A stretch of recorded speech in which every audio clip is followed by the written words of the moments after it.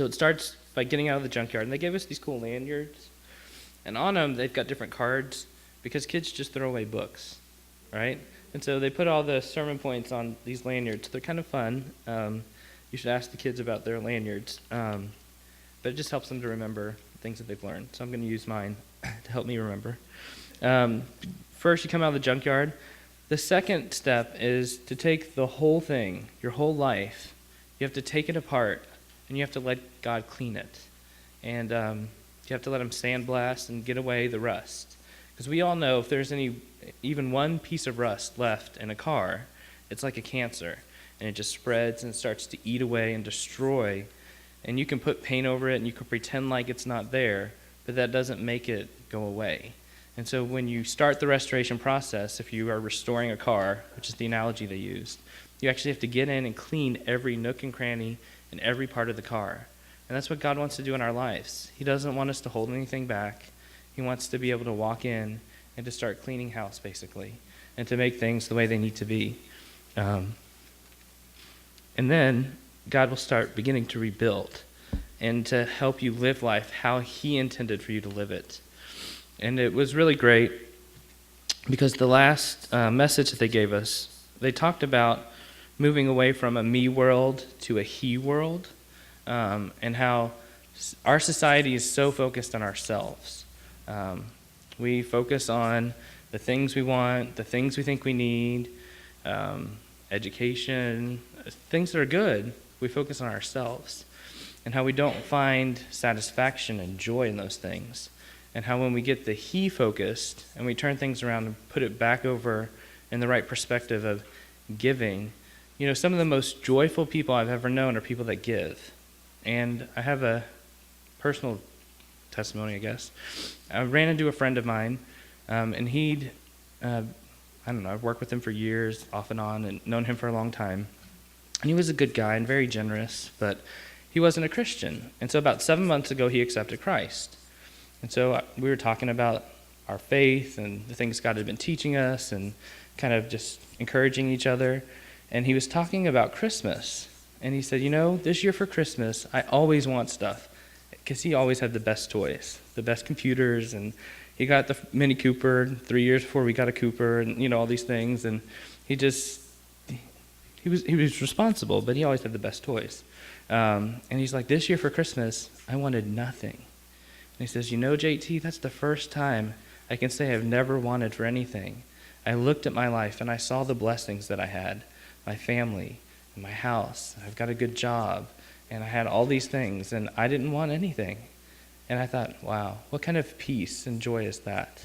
A new Christian, 7 months along in his faith, is so much further than I am, because I can make a wish list at any point.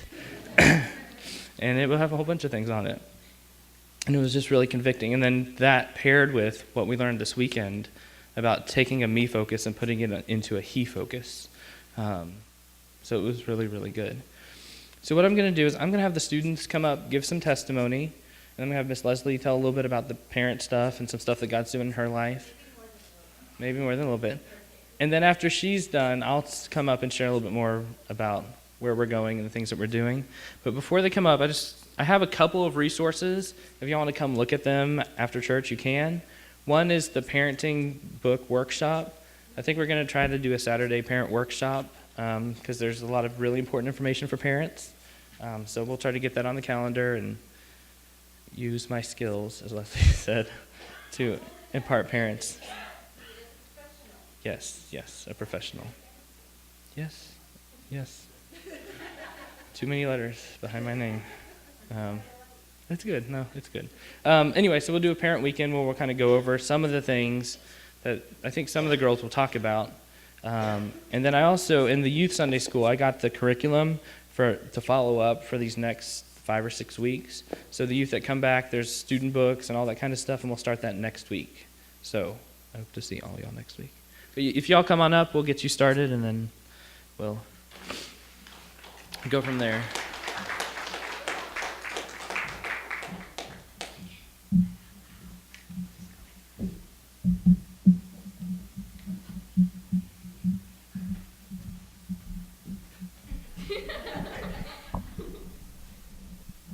Okay, I'm Taylor, and I think I've been going to Aquire the Fire for the past 6 years. I don't know. It's awesome. Every time it's awesome. One of the things that really stuck out to me that I remember the most, there was a woman, Michelle, and she came and she shared her testimony with everyone. She was born in the Philippines, and she was sponsored. She was a compassion child. She was sponsored by this program called Compassion. And what it is, anyone can sign up to do it, and you donate money every month to a child in need all over the world. And so she was sponsored by someone, and she was born into a really bad place. She had a really rough time. When she was born, she was told, she was worthless, she was ugly, she wasn't going to do anything with her life. And then someone came along and sponsored her, and she ended up getting money, and she could have food and a nice place to live. And eventually, when she had enough money and everything, she came here to the United States, and she went to school. She went to college, and right now I think she is getting her master's degree. I don't remember exactly what it was. Yeah, that. And after she gets her degree, she plans on going back to the Philippines and helping people there like she was. So I thought that was really great. And I had a really good time. It was a lot of fun, and I'm really glad I went.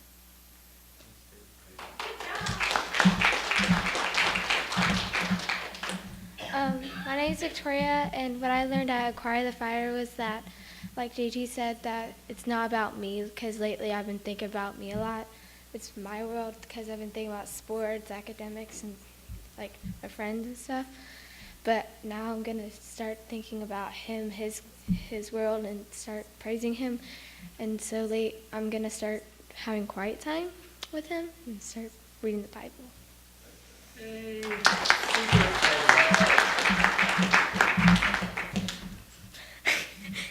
Okay, my name's Haley, and this was my first time at Aquire the Fire, and it was really fun. And I learned about decision making, and that you really have to think about it, because if you don't, then sometimes it'll affect you later in life, really affect you. There's a lady that came, and then she said that she was going out with this guy who was way older, and she didn't really think about it then, so she just yeah. And then later it was affecting her life because he was old and then she was young. So, so that's what I learned. It's mine. Hi, I'm Isabel, and like Haley said, that you have to be very careful about the choices you make, and I learned that when I saw a skit that this boy had chosen the wrong way to go, and everything just went really badly, and then he asked God for help, and everything went really good. Yeah.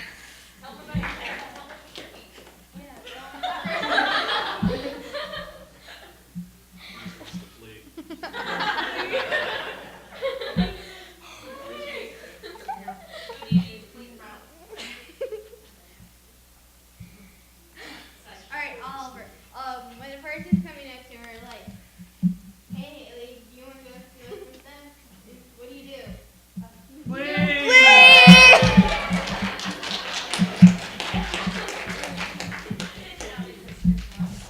Hey, I'm Gabby, and this is my second time, and it's still very awesome. The music is so great, and basically what everybody said, it's really cool. And I learned that if you make the wrong decisions in your life, it can affect everyone around you, emotionally and physically, and it's really bad.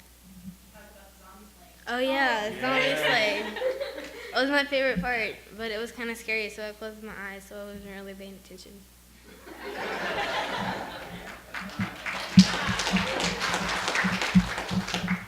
Hi, my name is Felice, and this year I learned that nothing is impossible. Like Taylor was talking about, there was a guest talking about, how she was sponsored and she got here and she's studying her master's degree. That's kind of what I'm going through. I'm struggling with college and all that stuff, and now I realize I can do anything, whatever I want, and nothing is impossible. And I'll be working more with the youth.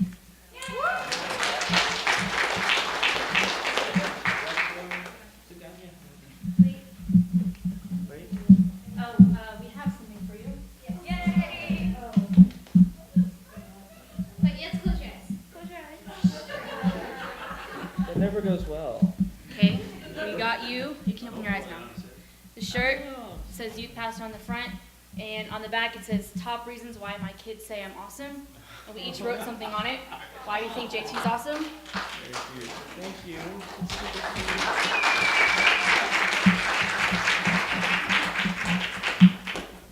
Aww.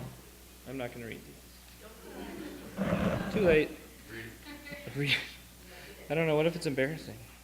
Top to. Oh. That's not the word Kim, though. Even though it says K-I-M, she doesn't. That's not what she meant to write. What she means, right? Okay. Top 10 reasons why my kids say I'm awesome. Okay. I'll come read it for him. That's what your wife's word says. That he's always there and easy to talk to, and he's always willing to listen. He's really cool, and he's always there for his brains and his wisdom. He is a great guy. He's awesome, and he's the best youth pastor ever. And I would add, he's really cute. Anyway, and I was just going to clarify some of the things that the students talked about. There was one girl who came up and gave her testimony while we were out in a parent session.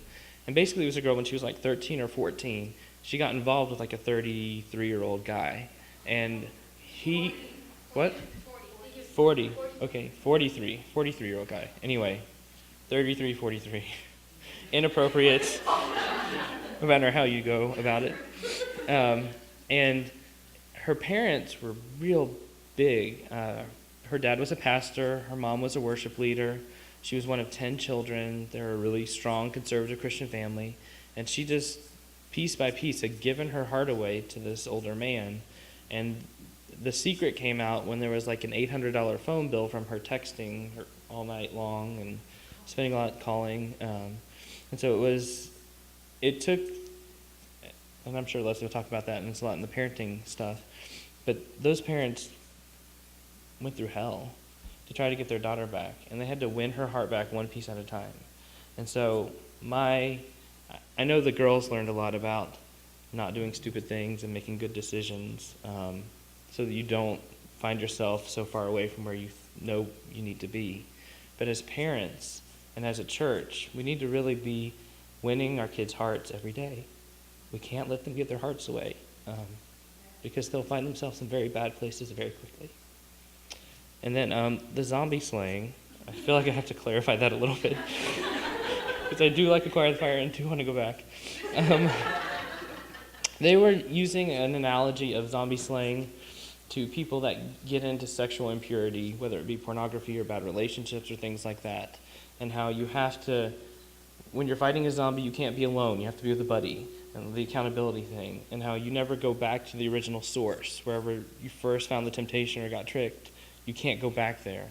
And there's a whole list of things, and if you want the list, I have it in my iPad. But it's talking about how sexual impurity kind of takes away your mind, and you turn into a zombie if you give yourself over to sexually impure thoughts, whatever they are.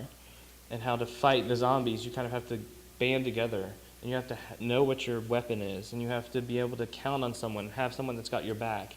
And if you get infected by it, to not hide it and pretend like it's not there, but to bring it out into the open and be honest, so that way we can cure you before you turn into a zombie. So it was a really cute parallel, but yeah, it was really good. So Leslie's going to give her testimony, and I'll come up and speak some more, and thank you all very much.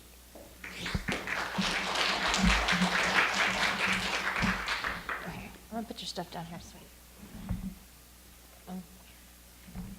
I'm fired up, people, so you need to prepare yourselves. I got up this morning before the coffee could even get brewed. I was wired up, and I started writing, and he was talking about Kaylee and her incident with the older man and getting into that relationship. And I have to tell you, I met her mother. I could not leave without hugging them, because I kept thinking how this child, who, for her and her mother, as part of their healing process, wrote a book about this. They've done radio shows about this. They go out and speak and preach and teach on this. And I just looked at her and I was like, you are David. You are David when he went and fought Goliath, because you stood before this giant. And I'm not just talking about the man himself, but the whole situation and having to bring it out into public, and what were people going to think of these people. But you stood there and you put it out there, and you were like, this is my business, and I'm going to put it out on the table because it's going to help somebody. And I just was like, that is like throwing that pebble at Goliath and slaying him. And I just thought that you guys are so amazing and so strong. So I overwhelmed them a little bit because I had to hug it out with them before I could leave. And I've actually become a huge hugger the longer I've been coming to church here. But I just was so moved by her mother's testimony that I am just so fired up as a parent. And I got to start this off by telling people what I really think about you. You guys are my family. Y'all are my family. And as part of my family, I expect to be able to call on you, and I want you to expect to be able to call on me when you have a need, whether it's with your kids or with anything. And because this woman just started talking about the things that had been going through her mind, and I was like, that's what I've been thinking. That's what I've been thinking. That's what's been on my heart. That's what's been on my mind. Every time I see a kid, whether they're on the street and I know nothing about them, or whether it's my own children or a relative's kid or one of you guys' kids, and I see the droopy pants or the potty mouth or the bad behavior of any kind, even if it seems insignificant on the surface, I just have this heart calling to reach out to them. And I just, for some reason, through my sister Dana, I have been put in the path of coming in contact with so many kids that have a need. And for whatever reason, their parents cannot care for them or choose. I have even come across a child whose parent has chosen to not care for him. And I find that unbelievable. And I know that we cannot be everywhere, because I am so blessed. My husband has a fantastic job. We have fantastic benefits. We were blessed with a house. We've been blessed with so many things to take care of our day-to-day needs that I really want for nothing. And yet, I get to stay home and be a stay-at-home mom, which I know there are lots and lots of parents out there who would like to stay at home and be with their kids all the time, and they just can't for whatever reason. And my heart goes out to them. But at the same time, I am so in awe of anyone who works outside the home and has children, because I know personally I cannot do my job by myself. I try. I'm one of those people that I am putting stuff down all the time to God, and I keep picking it up, and I keep picking it up. And so I know as a parent, I do that with my parenting. I'm just going to handle it myself. I'm going to get this done myself, and I'll do this myself, and I'll, and I can't. And if I can't do it as a stay-at-home mom with all the blessings and trappings that I have, I know that there are millions and millions of other people.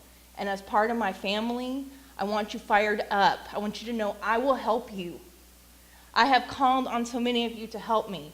I remember cleaning this church with Nancy and getting her patience and her peace and her calming spirit. And I needed that. And that's why God had me helping her, because I needed that. He had me go with JT to Aquire the Fire because Angela had things that she needed to do, because they were preparing for their prayer to be answered for their child. And so she was preparing for that life. And so I went with JT, and I learned not only their beautiful testimony, which if you don't know, for the love of all that is good, you need to sit them down and get them to tell you, because is so beautiful. It's just beautiful. And after meeting them and spending the weekend with him, I knew I wanted them in my children's life. And I told my kids, you can always go to JT and Angela, and you can always ask them for the right answer or for help. If you don't want to talk to me, because you know how it is when you, especially those of you who have teenagers or who have grown kids, you know how it is. They don't want to tell you all their business. They don't want to get in trouble. So they're not going to tell you. because you might be disappointed, or you might get mad, or they want to do it anyways, and they already know that it's not good for them. That's why I point them at people like JT and Angela, because I know they're going to take them down that path. They have walked a walk, even though they are younger than I am, they have walked a walk with God longer than I have. They have had a closeness in their relationship that I have not completely gotten to yet, and this is all coming on my letter. But I remember thinking this morning, I am jealous of that relationship they have with Christ, but I don't begrudge it to them. I just want it for myself. And I think that it's okay to say jealous, because our God is a jealous God. And that's really the crux of what I'm trying to get to today. I know I'm long-winded, but whatever. I'm fired up and I have to get it all out. God is jealous for our children. And he is fighting for our children. Your kids and my kids and all those other kids that nobody gives a toot about. And you know those kids. If you work in the education field, if you walk out into the supermarket, you have seen those kids. They're not getting disciplined. They do not have home training. Our government is taking away some of that ability because parents don't want their kids disciplined at school, but they don't want to discipline them at home. These kids are hurting, and they are in need, and they don't even have the ability or the wisdom or the maturity to realize how desperately in need they are. And they are in need. And I tell you, that's one of the things I witness every time at Aquire the Fire. And I might cry with you, and that's okay. Because every time they have an altar call, every time they have a purity call, every time they have a lay down your issues at the cross call, all of those kids go. I heard during song and worship, as they were sitting there lingering it out, going, God, you are holy. I heard several times this weekend the wailing of a child. And I think it was the same child because the voice sounded the same, but he was wailing. He was hurting. He was in need. He was begging God. And how many kids are out there that are not at Aquire the Fire? How many of those kids? Maybe they were sick. We have the Eds who have kind of walked away from our church. We as a family, as Christians, as brothers and sisters, to every single person whose foot touches this earth have a responsibility. And that devil wants them because he is like a crack dealer. And that's all I kept thinking about this weekend. The devil is a crack dealer. And all his mission is to get those kids sucked into something wrong early. To get them early, and to get them down, and to get them discouraged, and to think there's no other way out. So he will have them from the get-go. And he is going to make us timid and weak. And I tell you right now, y'all better prepare yourselves, because I'm going to turn into that crazy Christian we always talk about. I have decided, I paced and paced the backyard of their house this morning. I woke them up out of bed to pray over me because I was like, I am going to become that crazy Christian that everyone talks about. She is so crazy.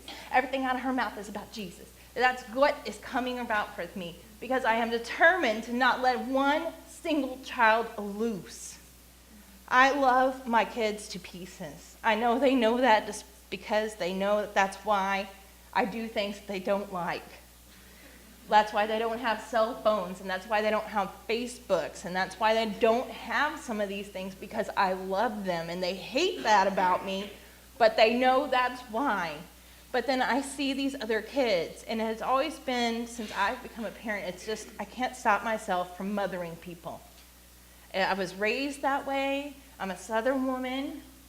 We like to cook and feed people. We like to make them some iced tea, and as I became a parent, it just got worse. And it just, but I have stopped kids in the mall and said, baby, you gotta pull up your pants. If you don't wanna see my underwear, I don't wanna see your underwear. But I want for them, and I don't look at these kids and think, God, that kid is a pain in the butt. God, that kid just needs to smack across the face. I just want for them. I want for them because they don't have the good sense to know to want for themselves yet. And they talk to these kids a lot about going on missions and reaching people that, you know, there's still millions of people all over the world that literally have never seen a Bible, they haven't seen a Christian, they have no idea what, they've never been exposed. And I just kept thinking about that, and I just kept thinking about how my heart has gone out to so many children, and then I just thought, you know what? My mission field is here. Because sometimes you have to get your own house right first before you can get somebody else out. I'm not trying to convict anybody here today. I'm telling you about my splinter. And my splinter is this, that I have got to be more vigilant and more focused with my kids. I was just telling JT yesterday, I was like, you know, the kids, when girls were little, they used to see me praying in the kitchen, and sometimes I would find them kneeling next to me when I finished. But my son has not seen that yet. And that's my fault. And I need to fix that. And the mother, Kaylin's mom, was talking about this group that she's kind of started called POTS, because I know a lot of y'all have heard about MOPS, mothers of preschoolers, but she was like, and I was this, I'm telling you, I was having light bulb moments in this woman. I was like, we are kindred souls. Because she was like, well, what about parents of teenagers and tweens? What about us? And I was like, yes. I was reading the other day about how people need to be vigilant and make sure that the government funds preschool education, and you have MOPS and you have these things. And then when she said that, I was like, yes, that's what I've been thinking though, because where is the hardest time? People are always quick to give you advice for your preschooler, or your toddler, or your baby, or your infant. They're quick there, but they always hesitate, and I know I do the same thing. We hesitate to give advice to anyone with an older child. And that is where the war is won and lost, people. And I know Pastor has preached on the powers and the principalities and the war and the battle that's being waged. But those kids, this is the battlefield. And we're called. And whether you're a parent or a grandparent or an aunt or an uncle or a neighbor friend, I'm asking you to join me. And let's fight this fight together. Let's get these kids. Let's take care of our kids and prep our kids. Because I stress a lot to these children this weekend about the importance of restoring themselves so that they can go out and touch others. But like I said, what about all the kids that weren't there? The first year I went to Aquire the Fire, they had it at the Astro Arena. It's much bigger than Grace Church. Grace is a beautiful place. I love it. But the Astro Arena, while much more uncomfortable, was much bigger. This crowd of kids for Aquire the Fire has shrunk. I kid you not, I think it was even smaller than last year. Their goal for next year is 10,000 kids. Talk to your friends. Talk to your relatives. Talk to anybody you know who has somebody from the 6th grade on up. Let's get them in there. I don't think 18 or 19 should be considered too late. We just need to give these kids a chance. We need to throw them a lifeline. I mean, you sang this song, Shout to the North, and I was just like, yeah. I've been hearing all month long from 89.3 KSBJ about this men's conference, about men going and learning how to mentor to young men, to coming up men, to these youth men, because that's part of the problem is that men aren't mentoring. But I say we women need to do the same thing. I was actually complaining to JT about one of the things that I've noticed that I really dislike about women as a race. And not in this church. I have to say that was one of the other things I find. It's totally different in this church. But as a race, I watch women battle it out. Who's the better mother? The one that works or the one that stays home? You know, are you showing your child enough ambition, or are you being there for them? And I was like, that is so, you're making us look like idiots. Why aren't we working together? What about those women that have to work and they can't stay home, but they desperately want to? Are we saying they're bad mothers because they're doing what they have to do instead of what they want to do? That's ridiculous. So I'm calling to everybody. We got to band together. They had some great tools that they gave to us, and I am the one that talked JT into the whole parenting seminar because I was like, I didn't know. She didn't know. This woman was a pastor's wife, and she missed some signs. And she was beating herself up about it, how they felt as parents. And we're not failures. We just don't know. So let's get ourselves the tools, and let's get our armor on so that we can teach these kids how to put theirs on, because they need to armor up, because they're young and they're impressionable and they want to be loved and they want to give love, and we need to show them how it should be done. I know. We need to get together. Thank you.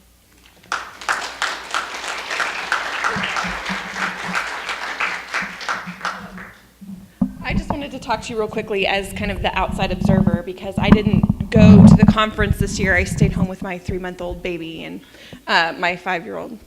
And that was kind of like a battlefield in itself, but we won't talk about that right now. I just want to say my name's Angela. I'm JT's wife, and I was not originally a youth worker.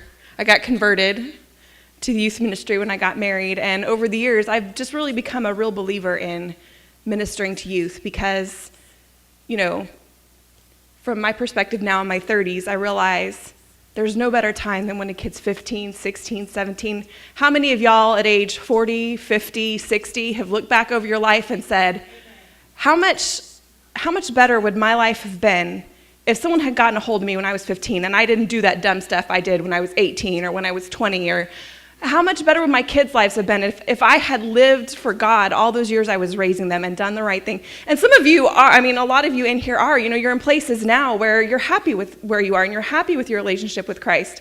But in the back of your mind, there's always that question of, how would my life have been better if I had been sold out for God from when I was young? And, you know, here's my husband who's been a Christian since he was in 2nd grade, and not one of those kind of complacent sort of, yeah, I got saved, I've been baptized, I'm good, but someone who is like, it's never enough. I always want more from God. I always want to meet more people.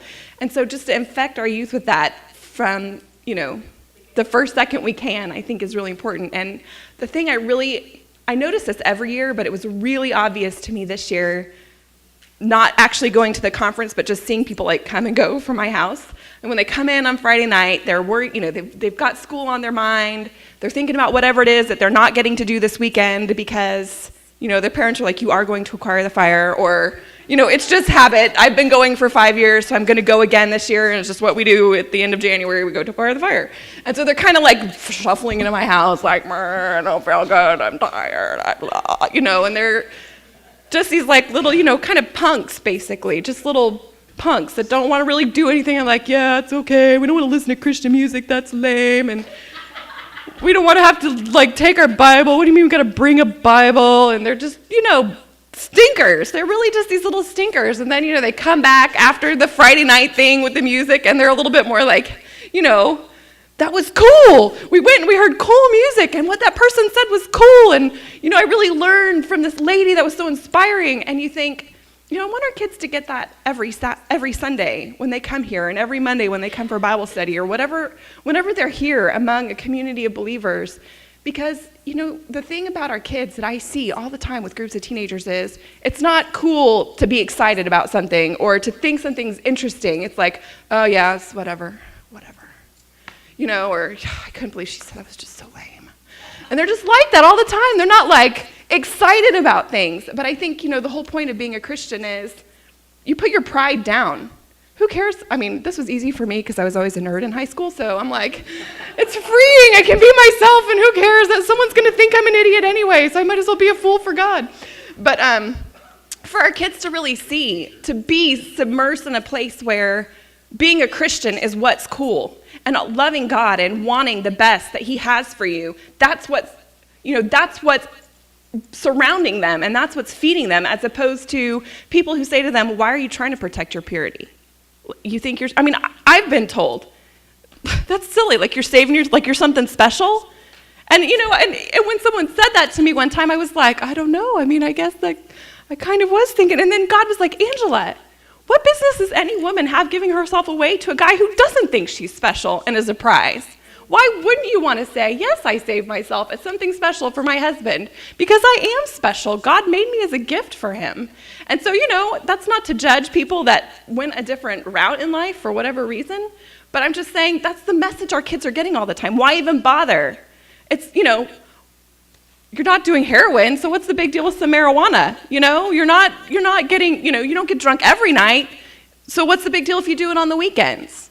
Or, what's the big deal if I just take this little bit of stuff from the store and just steal it? They have all these things here and they make all this money. It's not going to hurt them if I walk out of here with $25 or $50 worth of merchandise. And that's kind of cool. I'll be a hero to some of these people at school because I'll have all this cool stuff and they don't care how I got it, And that's what they're surrounded with at school and on TV and with all these messages of, and even sometimes I think I hear parents say, I did worse. And,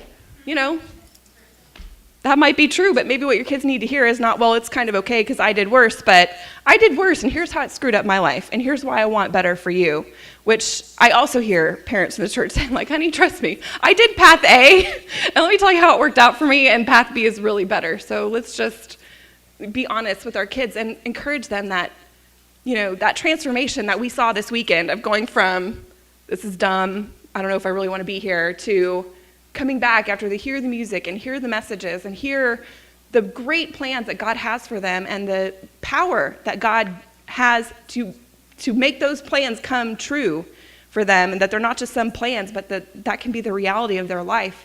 They just completely transform over the course of this weekend. And, as parents, we can really keep that going by showing our own passion and by, you as church members showing your passion for God and the fact that y'all are here and that you care about, the other people sitting in these pews.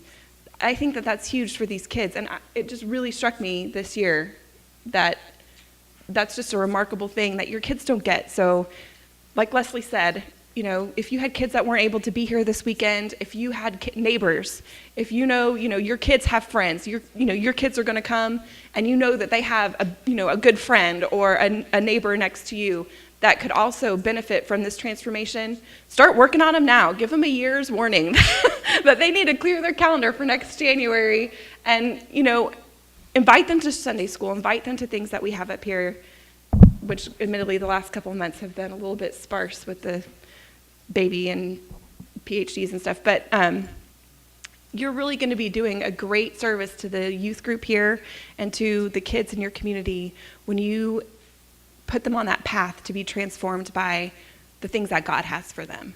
So, that's it.